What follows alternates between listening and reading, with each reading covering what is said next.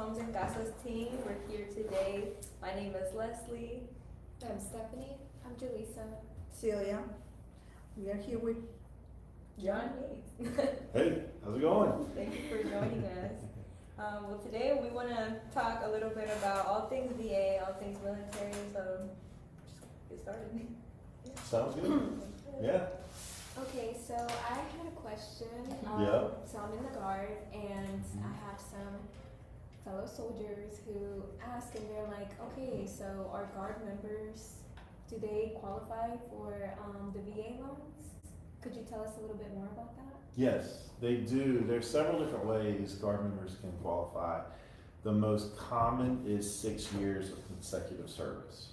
Okay, so you have your DD 214, and then you have other documentation.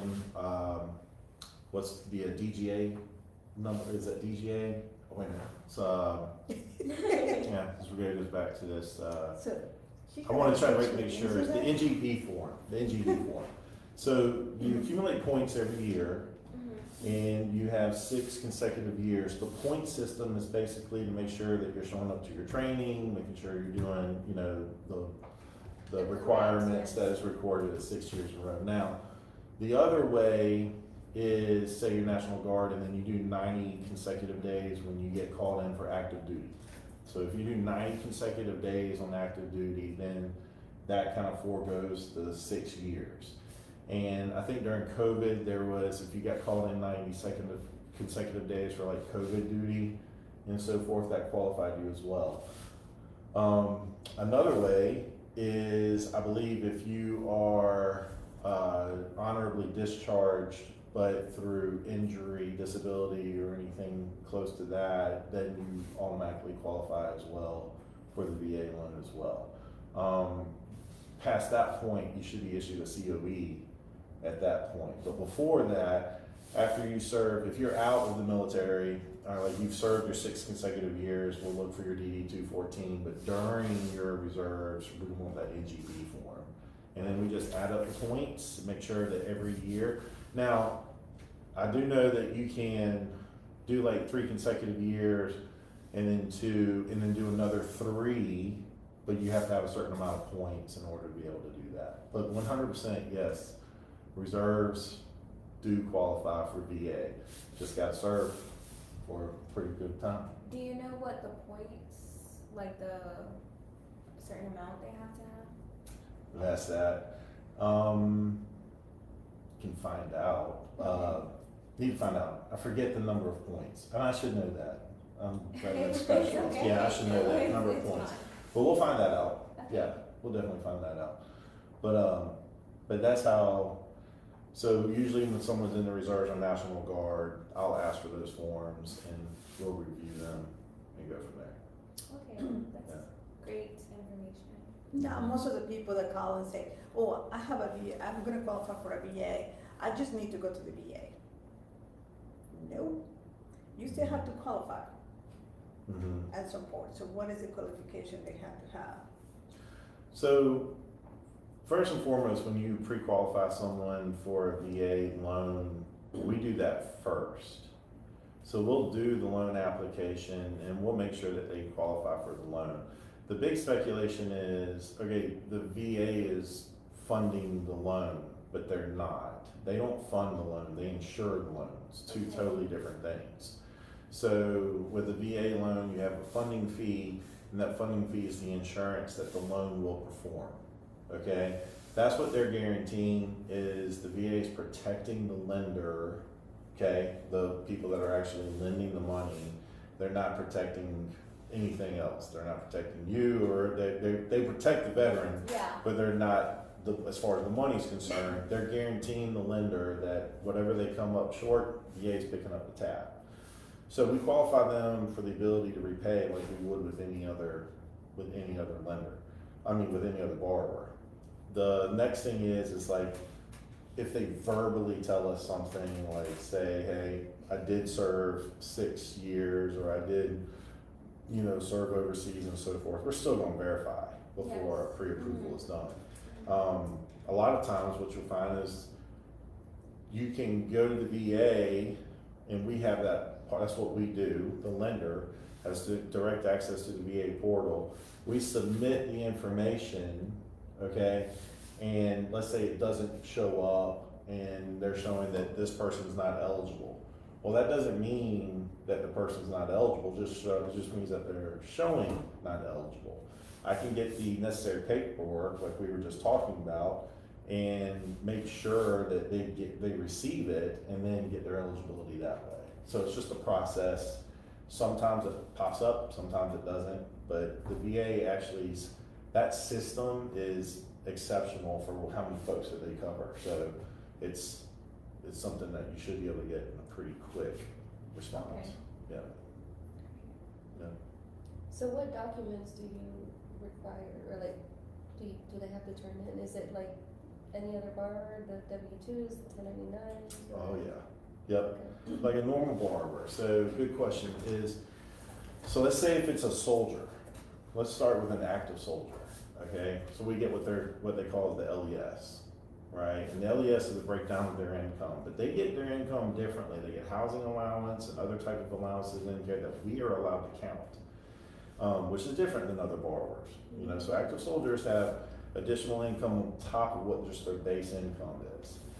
The other thing that we want to look at is when is their enlistment up? If it's within 12 months, well, what we have to do is we have to get their commanding officer, say they are eligible for reenlistment, and then we have to get a letter of intent from the soldier saying, I do plan to reenlist. Then we qualify them based on their current income. Okay, so VA allows that part of it. So that satisfies the income portion of it. As far as assets are concerned, a veteran, if they need assets for whatever, for closing costs and so forth, they're a little different because they can receive gifts from a little bit more of a wide variety of folks you can from other folks, right? So wouldn't say the word lenient, but I just said it. But so they want to make sure that the source of funds that's being given to the veteran is not under any pretenses of you must pay it back. Okay, so they try to open up a little bit for a veteran to make sure that they can have the source of funds in order for them to be able to close on that loan. So those would be the assets. Now, VA is 100% financing if you're using it for the first time. There's bonus entitlement for folks that are using it repetitively. Should they exceed a certain, loan amount, there's a formula that we go through on that. But for first-time users, it's 100% financing. The cool thing about VA is the no mortgage insurance, and the rate is typically much more competitive than any of the other loans that are out there right now. So that's income, assets, and then we check their DTI. So the debt to income ratio is, we add up the liabilities, and liabilities are things that you're required to pay. You're not required to pay your cell phone, so I'm not going to ask for that information. You don't pay your cell phone bill, they turn it off, But for other things, like you don't pay your car off or anything, those are actual things they can put a lien on you for. And the lien is what banks are afraid of. They don't want a lien being put on you because there could be something out there that takes precedence over the mortgage, right? So we add up the debt income, we add up the debt, and then we take the gross income, and we would take the house payment, the total debt on top of it, and divide it by the gross income, and that's how we figure out your debt to income ratio. And as a loan officer, it's that you're the first person that kind of talks to the veteran about what their budget is and a little bit more about, what constitute them being house poor or not, right? Like, is $1,500 payment too much for you? And if they kind of go, oh, like that, and you kind of know, like, all right, let's put you in a payment that gives you success. But on the debt to income ratio for VA, a little bit more lenient. It's a little bit more flexible, for the veteran. Now, a veteran, not a soldier, not an active duty, a veteran, treat them like any other borrower.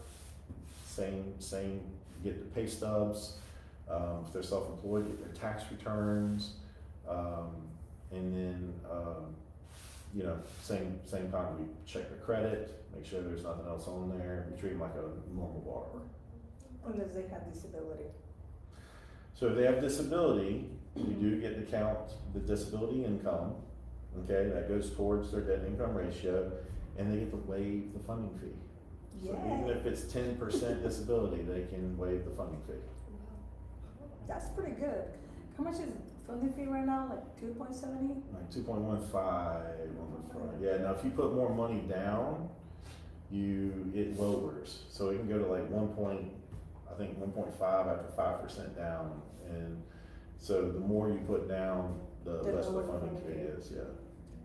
Which is very important for subsequent use because it's 3.3 for if you're doing 100% financing for a second time and you do not claim disability, the funding fee on the front is 3.3%. That's what I was saying the other day, cause I just closed recently some, for one of my listings, and I saw the funding fee was kinda high. Yeah, 3.3% for 100% financing, but again, if you put 5% down, it goes down to 1.5.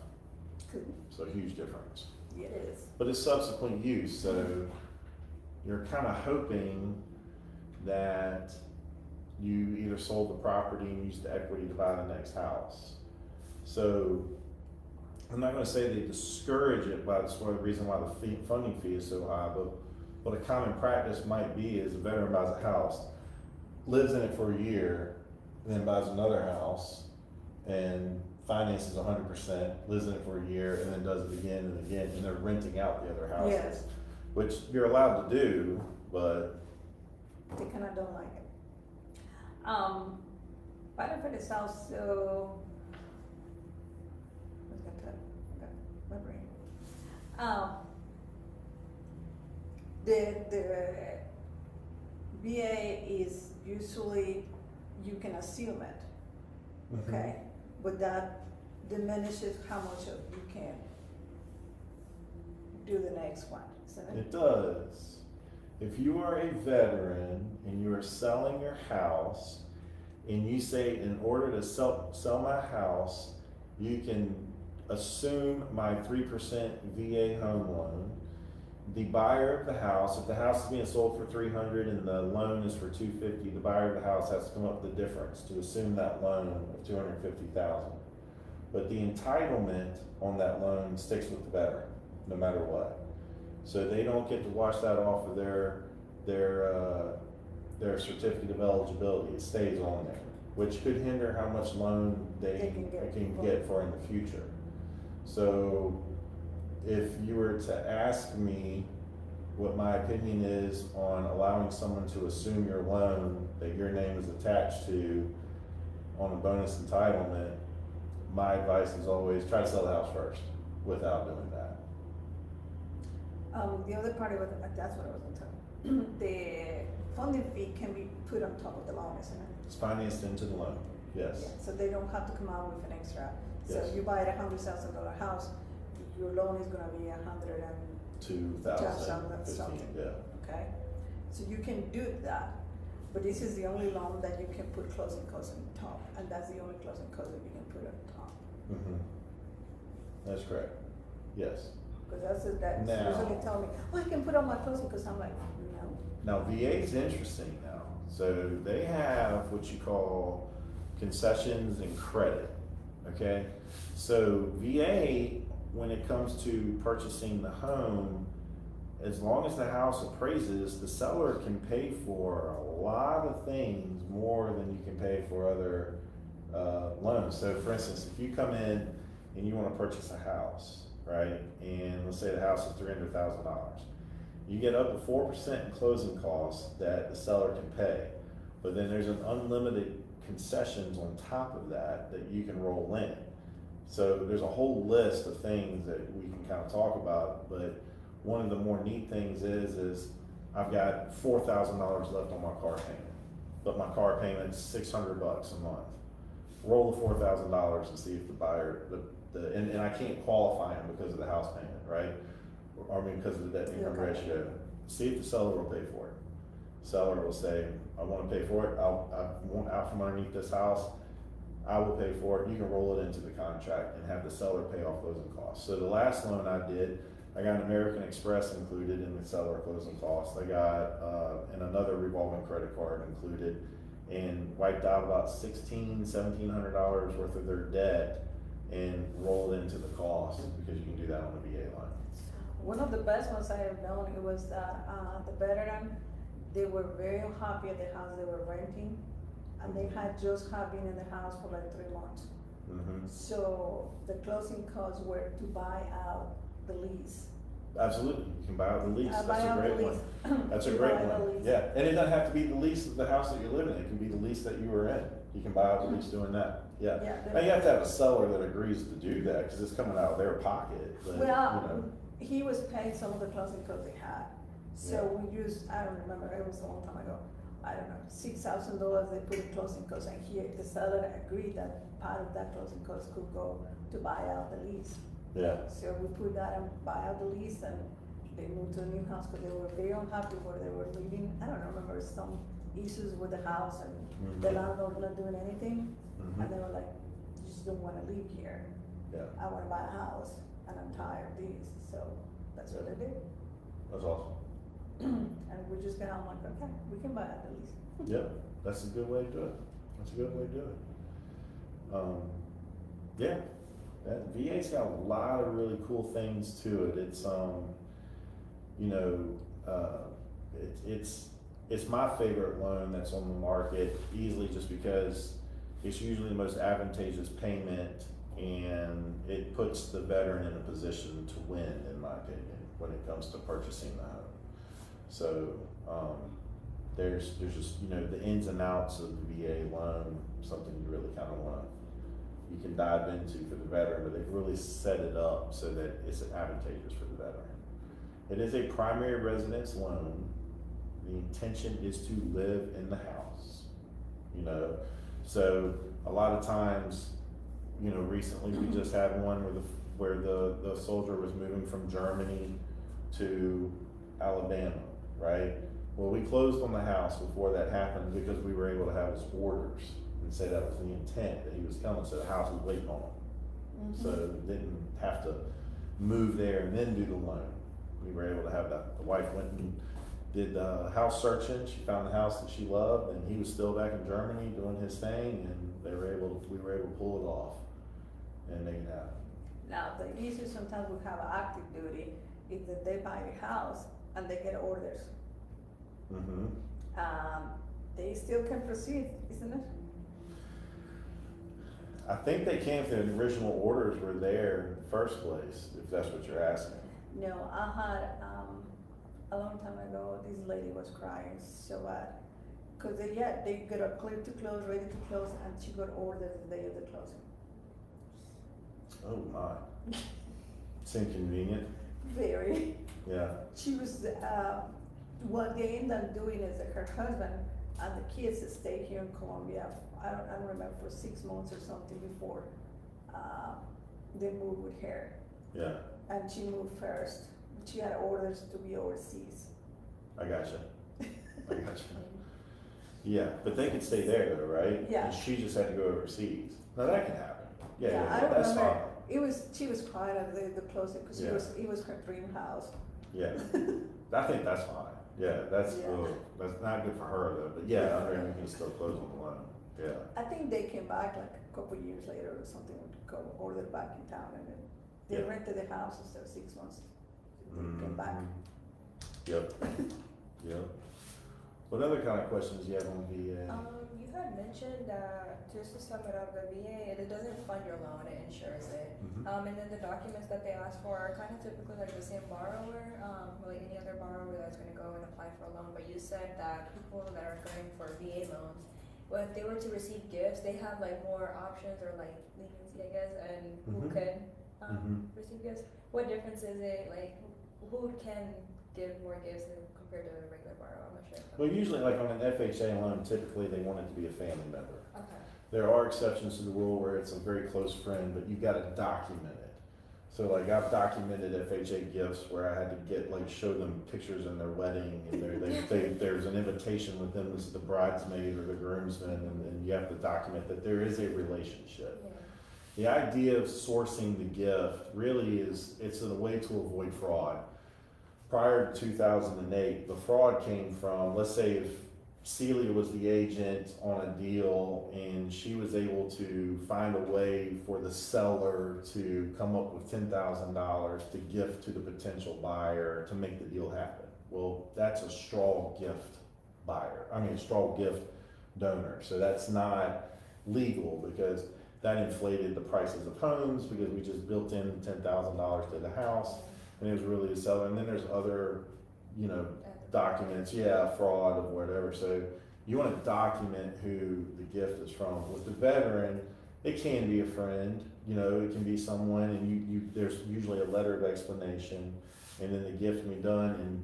And it used to be FHA, you had to source the gift by getting a 30-day bank statement from the donor to match the donor's name so that when the gift was given, there's a paper trail showing it truly came from the donor. They took that away, but VA never had that stipulation. VA never required that. They just wanted the gift letter filled out and then to show that it was being gifted. I typically like to have the gifts done directly to the attorney. It's easier to source and it's easier to document because the attorney just says, yep, wire's here, that solves that, and I just have to have the gift letter match it up. So for a veteran, friends are allowed. You just have to have a good letter of explanation as to who it is, so forth. That was my question. I don't know if you guys had any other questions. I do have one more. How many loans can you have out? How many VA loans can you have out? Is it more than one or just one? Technically, as many as you want.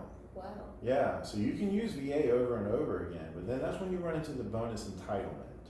Okay, so bonus entitlement is you can continue borrowing money and so forth, but they're only going to insure up to so much. That's where the whole entitlement rule comes in with the certificate of eligibility. Okay, so the more you use it, the more they're going to say you're limited to this amount, and then every dollar that is over that amount, you have to come up with 25% of it. Okay, so let's say your bonus entitlement only takes you up to $200,000, and you're buying a $300,000 house.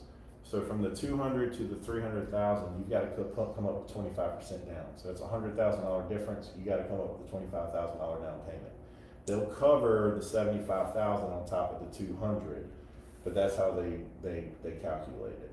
So it's kind of like making sure that the veteran puts some skin in the game because they can't insure all of it anymore because you've already got so many loans out there. Does that make sense? Yeah. Yeah. Now, the eligibility that he's talking about depends on the service, isn't it?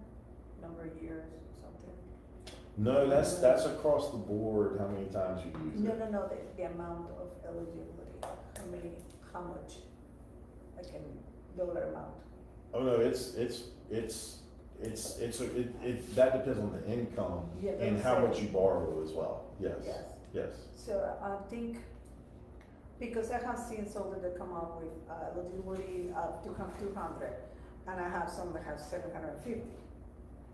But the guy over here, 750, was a colonel. The guy over here, he was a service member.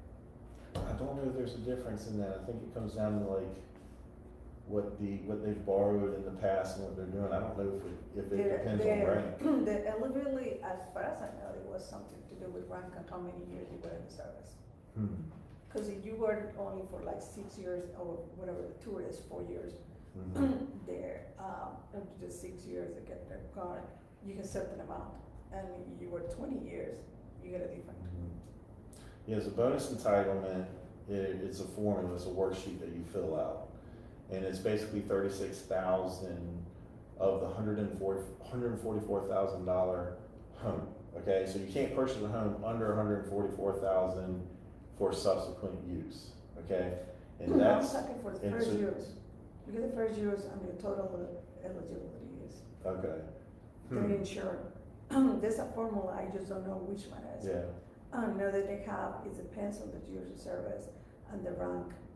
I'd have to look at that, so I've never used that to determine bonus entitlement. No, there's no bonus entitlement, there's just entitlement that you have Oh, okay, from the I beginning. got you. So if you. I've seen 36,000 across the board or zero, that's basically where I've gotten, so I have to look into that for Yeah, sure. I've seen it like, Yeah. you're still a service and you are in the first tour, you have the minimum eligibility. I got you. I saw this lady, was 20 years in the military, she was general, colonel, I can't remember something. She bought a 600 something, 600 something thousand house. I don't remember, it was expensive. Mm-hmm. That was a long time ago, so that was expensive house, 10 years ago. Yeah. I'm telling you. I would say as agents, when you're working with the veteran, the key questions you're gonna ask is, have you gotten your certificate of eligibility, or do you have a certificate of eligibility? And then you wanna ask the lender to go and get it for them if they have not. And then the second question would be, if they don't have that, do you have your DD 214, do you have your GS, and so forth. So those are kind of the questions you want there, and then of course, your standard questions, do you have a job, do you have a place of residence, and so forth. But you'd be surprised how many veterans that are out there that don't know they're eligible, and they're just floating about not knowing. And the veteran loan performs very well, so it's set up for success. So and when the veteran does get into a point of, if they're struggling with their payment, the VA kicks in hard. They will help the veteran figure out with the lender to make sure it doesn't get turned back over. So They have a lot of resources that kick in before they foreclose on them. that's correct. When I was They do doing short everything they sales, can to save the veteran. when you were doing short sales, you have to go through the whole process with VA, with their, I don't remember what it's called. It's a whole department that they have to go first with them to see what they can do before they default. And if they can't do anything, then they turn it into doing a short sale, or they can do something. But they try not to, just not default it. They're very protected. They're very protective of the veteran for that. John, I have one last quick question. You can be really brief. What would be some things that would not qualify a person, or not, somebody wouldn't be eligible to receive a VA loan? Okay. Other than they. First one is going to be if the reservist has not accumulated 50 points. That's the number. Right, so the second, you have to have 50 points a year. It's for 6 consecutive years, so 50 points a year. Debt to income ratio, they are lenient on it, but I think there's a responsibility of the loan officer to make sure we don't put them in a bad position. Technically, VA does not have a minimum credit score, but the lender might. Okay, so for me, I have 12 different lenders, right? And, we're technically looking at 12 different options for the veteran when we're placing them in the right loan. Every lender might have a different requirement for what they feel they will do a loan for, because technically it's their money. But what I'm looking at is going to be debt to income ratio. Are we going to be struggling with the payment? Because what they look at is residual income. That's a great point that you brought up. What other things? Residual income is a huge thing for VA loans. So I focus so much on debt to income ratio. Residual income is a whole thing based on, we take the taxed amount, and then we also calculate how big the house is. Because the house could be a big house, and they could have tons of kids in there, or a big family, and then that messes up the residual income, because, hey, how you gonna afford this thing, right? So you can use the spouse's income, even if they're not on the loan, for residual income, okay? So you can do that. So if, she's working part-time somewhere, or if he is doing this, then, you know, is working over here, you can use that income. Just gotta get a history of it, get the pay stub, submit it. Judgments are a big no-no, okay? Collections are okay, but you have to look at, it may affect the loan. So all of our loans are run through a system called desk underwrite or loan prospect. So Fannie Mae and Freddie Mac created these underwriting systems, underwriting engines. And every time we do a loan, before we issue a pre-approval, we run it through this system. This system will say approve or refer. Okay, refer is an ugly word. If refer happens on a VA loan, then you have to downgrade it to what we call a manual underwrite. So a manual underwrite is going to say it cannot exceed this debt to income ratio, which is typically 50%, no late payments within the last year, and basically the front end ratio has to be low as well, 40, and no late payments, and like maybe a month reserve, and sometimes they'll require you to have 12 months history of rent. Okay, so those are manual underwrites. That's when the little engine says, I don't like this loan. So we need to manually underwrite it. So you get some of those types of loans every once in a while. So yeah, you do run into loans where you're having a hard time. If the investor doesn't like the credit score and it doesn't meet their requirements, and then if you put it through the search engine, the underwriting engine doesn't like it, and then you go to manual underwrite, the manual underwrite doesn't like it, yeah, you may not have a loan that can be done. Doesn't mean it can't be done down the road. You just gotta put the veteran on the right path. If you do this, and you do this, and you don't miss any more payments, and you put some money to the side, we'll get you in a home. So very doable. That actually brings back, he was talking about defaults.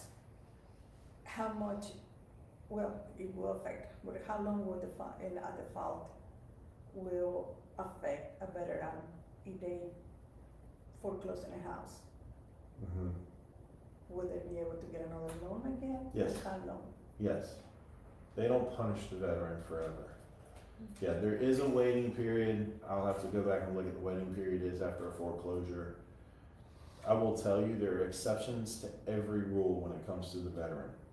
When it comes to bankruptcies, when it comes to a foreclosure, I don't think there's ever anything as a hard rule.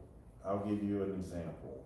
I did have a veteran that had a foreclosure, and I talked to the veteran and said, you know, what happened?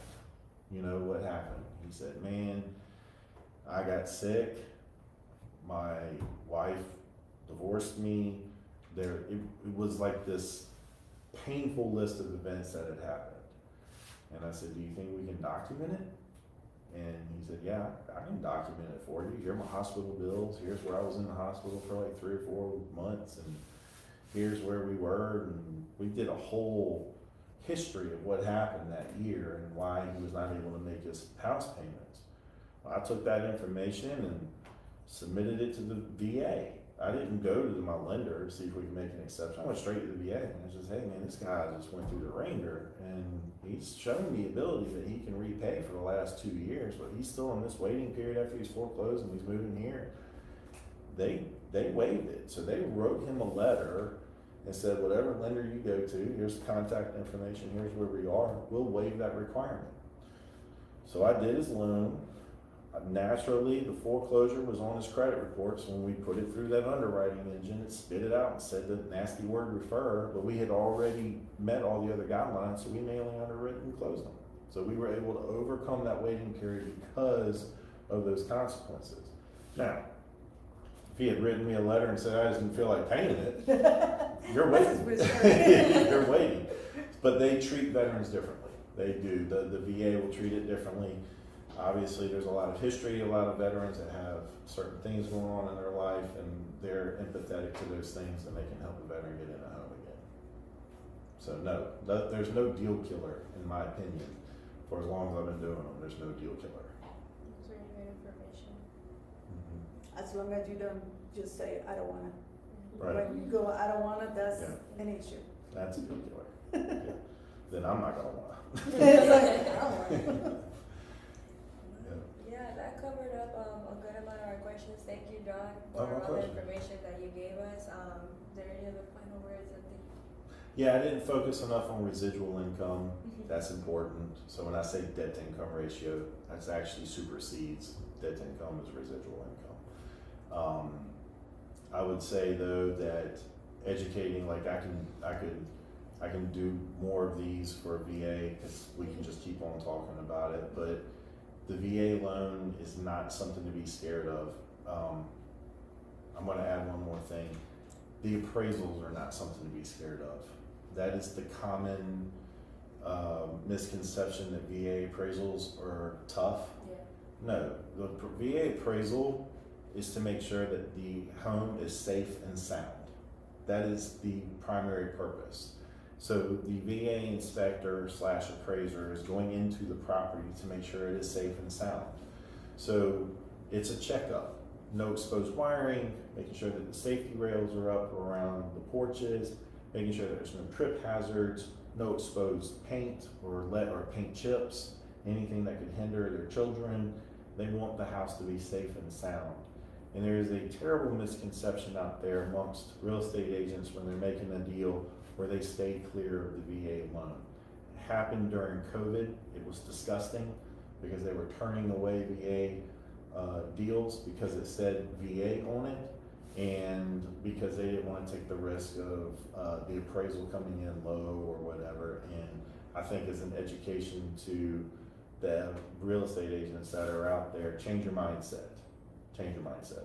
So that's my last little thing I wanted to throw in there about VA. Well, the part of that is that people were, the misconception has been that the VA appraisal stays with the house. It does stay at the house for 6 months. Yeah. As long as you get another VA loan.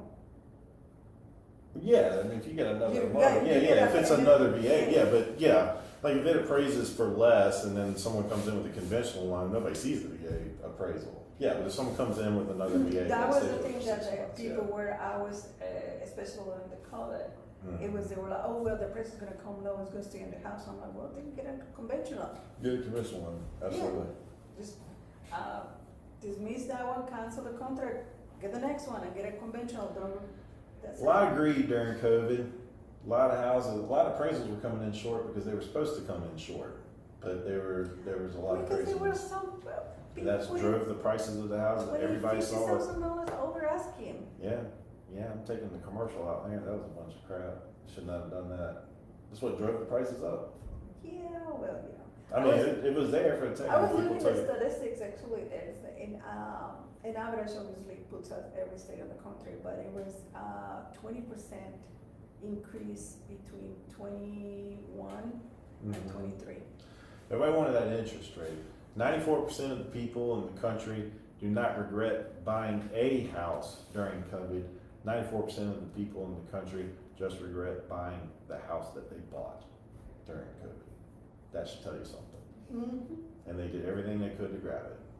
So, there we are. There we are. Yeah. Thank you for the information. Thank you for answering our questions. And then last thing, how can someone reach you? What's the best way to reach you? But my cell phone's the best way, honestly. 803-546-0522. Give me a call, text me, whichever, I can get you started. I like to do consults before we even start pulling credit and all that kind of crazy stuff. We like to just talk, find out what your wants and needs are, and have a conversation. Perfect. I'll give your information in the description too. And again, thank you for coming. Thank you. Thank you guys. Appreciate you guys. Bye. Bye.